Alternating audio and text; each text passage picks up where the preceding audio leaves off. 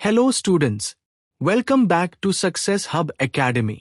আশা করি তোমাদের প্রস্তুতি তুঙ্গে। আজ আমরা আলোচনা করব আগামী মাধ্যমিক পরীক্ষা 2026-এর জন্য ভূগোলের 5 নম্বরের শর্ট প্রশ্নগুলো নিয়ে। তোমরা জানো যে ভূগোলে ভালো নম্বর পেতে হলে 5 নম্বরের বড় প্রশ্নগুলো খুব গুরুত্বপূর্ণ। বিশেষ করে প্রাকৃতিক ভূগোলের ক্ষেত্রে উত্তর লেখার সময় চিত্র ডায়াগ্রাম দেওয়া বাধ্যতামূলক, তা না হলে কিন্তু ফুল মার্কস পাওয়া যাবে না। চলো দেখে নিই কোন প্রশ্নগুলো এবছর তোমাদের জন্য সবথেকে বেশি গুরুত্বপূর্ণ। সমুদ্র স্রোতের কারণ ও ফলাফলগুলি কি কি? বায়ুর উষ্ণতার তারতম্যের প্রধান 3টি কারণ ব্যাখ্যা করো। নিয়ত বায়ুর উৎপত্তি ও গতিপথ আলোচনা করো। শৈলতক্ষেপ এবং পরিচলন বৃষ্টির প্রক্রিয়াগুলি বর্ণনা করো।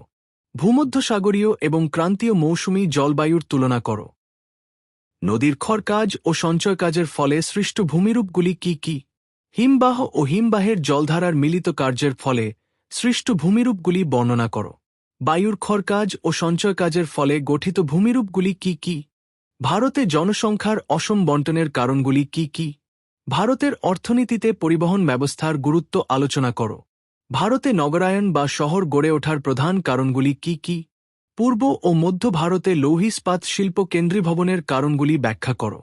পশ্চিম ভারতে কার্পাস বয়ন শিল্প গড়ে ওঠার কারণগুলি কি কি? পশ্চিম ভারতে পেট্রোরাসায়নিক শিল্পের উন্নতির কারণগুলি আলোচনা করো। ভারতের প্রধান ফসলগুলির ধান, গম, চা, কফি, আখ বা তুলো চাষের অনুকূল প্রাকৃতিক পরিবেশ বর্ণনা করো। পশ্চিম হিমালয়ের ভূপ্রকৃতির সংক্ষিপ্ত বিবরণ দাও। আজকের মতো এই পর্যন্তই। আশা করি এই প্রশ্নগুলো তোমাদের প্রস্তুতিতে সাহায্য করবে। ভিডিওটি ভালো লাগলে লাইক করো এবং বন্ধুদের সাথে শেয়ার করো। আরও এমন ভিডিও পেতে চ্যানেলটি সাবস্ক্রাইব করে আমাদের সাথেই থাকো। ধন্যবাদ এবং পরীক্ষার জন্য বেস্ট অফ লাক।